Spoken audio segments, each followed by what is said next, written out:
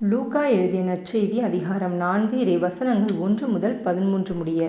இயேசு தூய ஆவியால் ஆட்கொள்ளப்பட்டு யோர்தான் ஆற்றை விட்டு திரும்பினார். பின்னர் அவர் அதே ஆவியால் பாலை நிலத்திற்கு அழைத்து செல்லப்பட்டார். அவர் 40 நாள் அலகையினால் சோதிக்கப்பட்டார். அந்நாள்களில் அவர் ஒன்றும் சாப்பிடவில்லை.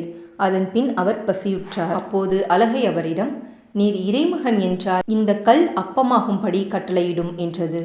அதனிடம் இயேசு மறுமொழியாக, மனிதர் அப்பத்தினால் மட்டும் வாழ்வதில்லை என மறைநூலில் எழுதியுள்ளதே என்றார். பின்பு அலகை அவரை அழைத்து சென்று உலகத்தின் அரசுகள் அனைத்தையும் ஒரு நொடி பொழுதில் அவருக்கு காட்டி அவரிடம், இவற்றின் மேல் முழு அதிகாரத்தையும் இவற்றின் மேன்மையையும் உமக்கு கொடுப்பேன். இவை யாவும் என்னிடம் ஒப்படைக்கப்பட்டிருக்கின்றன. நான் விரும்பியவருக்கு இவற்றை கொடுப்பேன்.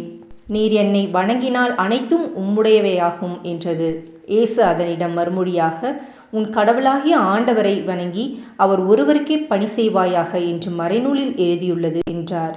பின்னர் அது அவரை எருசலேமுக்கு அழைத்து சென்று கோவிலின் உயர்ந்த பகுதியில் அவரை நிறுத்தி, நீர் இறைமகன் என்றால் இங்கிருந்து கீழே குதியும்.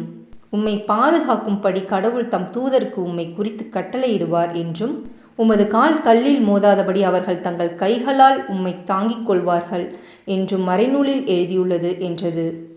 இயேசு அதனிடம் மறுமொழியாக, உன் கடவுளாகிய ஆண்டவரை சோதிக்க வேண்டாம் என்றும் சொல்லியுள்ளதே என்றார். அலகை சோதனைகள் அனைத்தையும் முடித்த பின்பு ஏற்ற காலம் வரும் வரை அவரை விட்டு அகன்றது. இது கிறிஸ்துவின் நற்செய்தி. கிறிஸ்துவே உமக்கு புகழ்.